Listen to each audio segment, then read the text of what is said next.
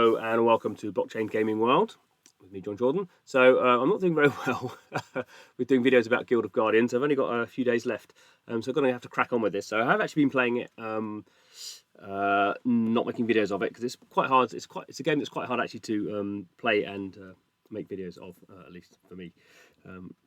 So let's see how we're getting on. So say this is the demo version. There's no blockchain in it. I think you're supposed to just sort of crack on through it and play it a lot, and I've not really been doing that. So there's a whole bunch of stuff here that sort of isn't currently live. It's maybe worth going through that. So there's sort of summoning. I need to collect hero shards in order to summon a new hero. I don't think that's going to be massively in the game.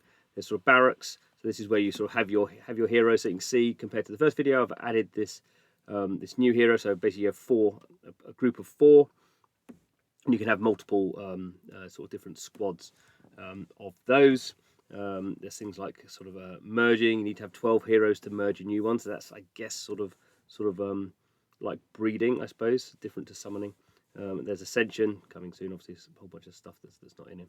Squad. This is what we've got on the squad side. Also, the big thing to point out with this game is it is, at least as it is now, we don't know how much stuff will change. This is an energy-based game, so you can see in the top right-hand corner, I've got this stage. I've got 100 energy units. Each dungeon takes 10, at least the level I'm on. Maybe they take more in future. So basically, I can do sort of 10 dungeons, and I have to wait for it to refill. I guess in the actual game there might be monetization if you want to sort of speed up and do that sort of stuff faster. So that's sort of what we got there. We got the summoning and the merge. Barracks is where my guys sort of sit. Got a bunch of things here.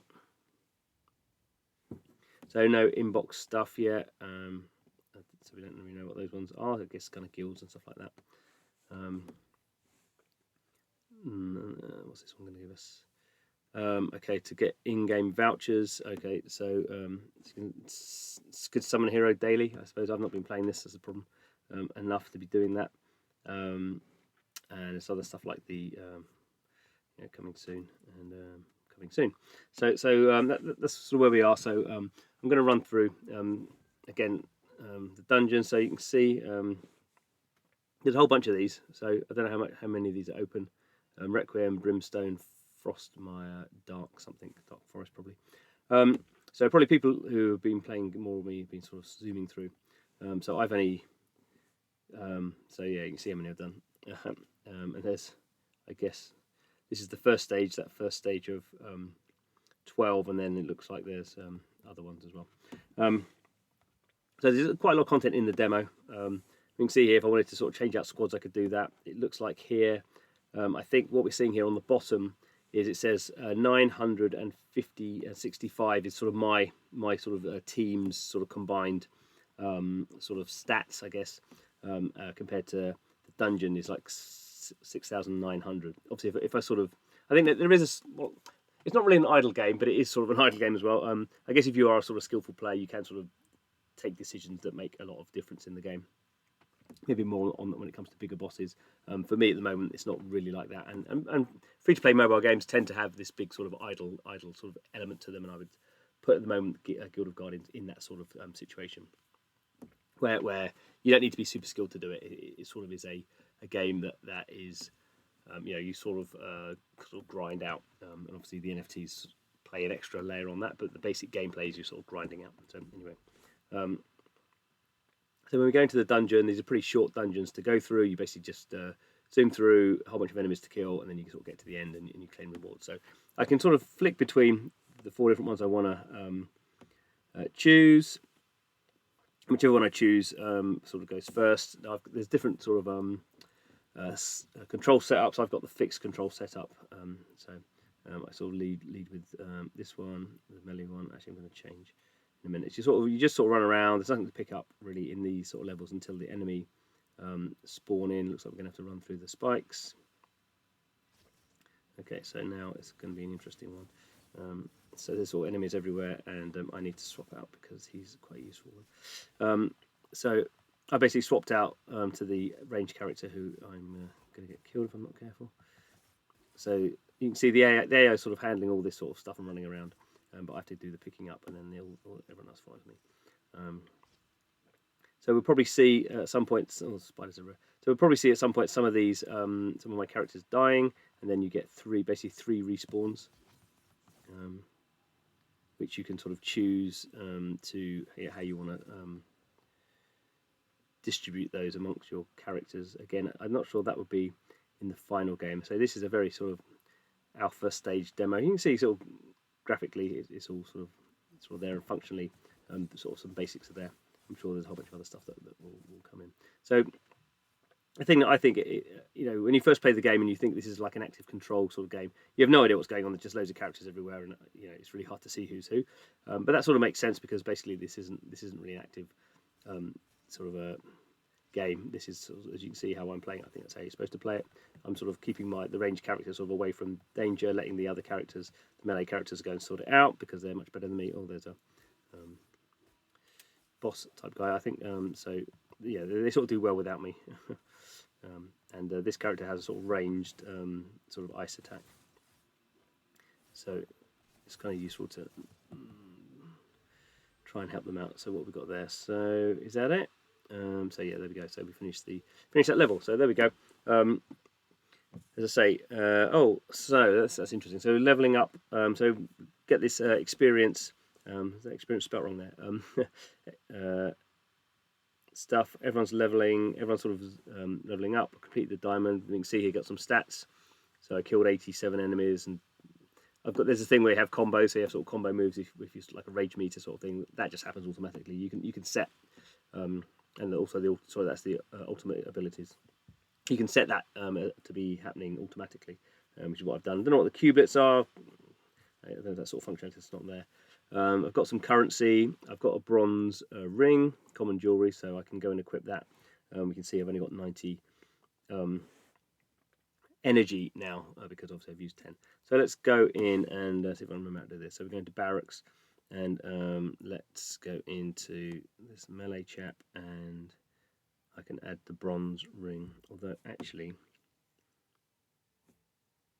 let's not do it on him. Let's think who. Let's do this one. Okay. So obviously you can see sort of some gearing stuff here. So some of these characters, there's these drops, and these are obviously very low level ones, but yeah, so they got some drops. It's not reflected in the actual visual look of the character. Maybe that's something that's coming later. But there we go, done that. And I want to come out of that. So you can see there's a little timer there, so it's saying how long it's going to take me to get to the next, get more energy. So there we are, back with Requiem. So I finished that one. Let's do one more. Actually, okay, so you can see the same thing at the bottom now. So my stats have slightly gone up because I increased that gear, and now we can see that this dungeon is harder than the previous one. So, but again, it's a sort of, at this point, as many of those ones I've played, it's a little bit of a sort of rinse and repeat sort of experience. But that's sort of how mobile, and this is designed to be a mobile first game. So that's sort of the point. It's designed to have those sort of cadences that you have with free-to-play mobile games, where you're sort of dipping in. Maybe you do sit down and play this for, I guess it's sort of designed that people play in and play the 10 dungeons to use up their energy.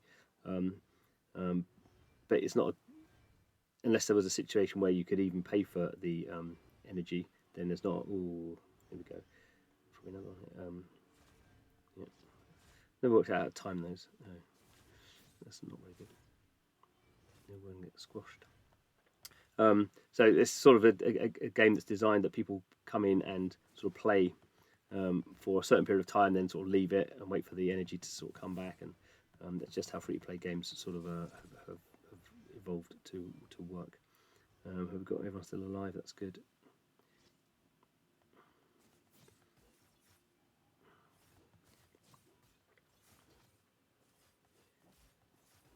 So where are we going? Oh, get away with him. So I'll let my melee chaps do their business.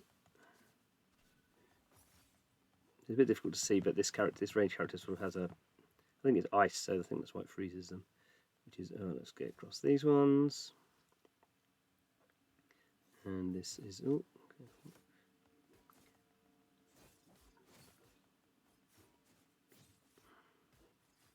Shouldn't be standing in those big. Oh, out the way again. Here he is. Stand behind him and freeze him, hopefully.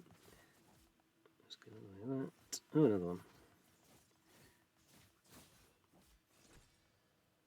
Okay. Looks like we're done. So through again. So again, we're getting our elixir. And our guys are going to level up.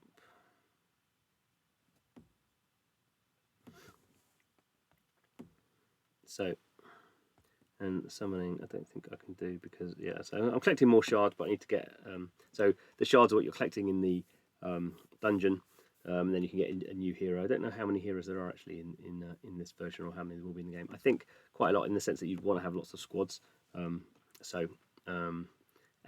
you know, these sort of RPGs do tend to have a sort of strong collection element. Also, that sort of plays in with NFTs, that you want people maybe to have sort of big squads, and they sort of you know, there's always decisions to be made about what gear goes on what. That's sort of a key thing with free to play RPGs. You have a lot of items in there, and I guess also in a sense that plays into the NFT side of things. Also, it means, hopefully, I suppose, with the NFTs, that they won't be sort of super expensive. I mean, so obviously, I guess some of them will be, but the whole point of this game is going to be running on the Immutable X blockchain, which is a layer 2, so it should be fairly sort of scalable. We'll really wait and see what happens on that sort of side of things. Anyway, so that's a brief dip into this demo. I think this is the third demo they've done. The game's not coming out at least till early 2023. Maybe, you know, I think we'll have to see with all these sort of things exactly when it does come out. 2023. I think originally they had Q1 2023 as their launch, sort of penciled in launch date. We'll see if that's how far they get or not. Anyway, thanks for watching. Please subscribe to the channel, and see you again soon.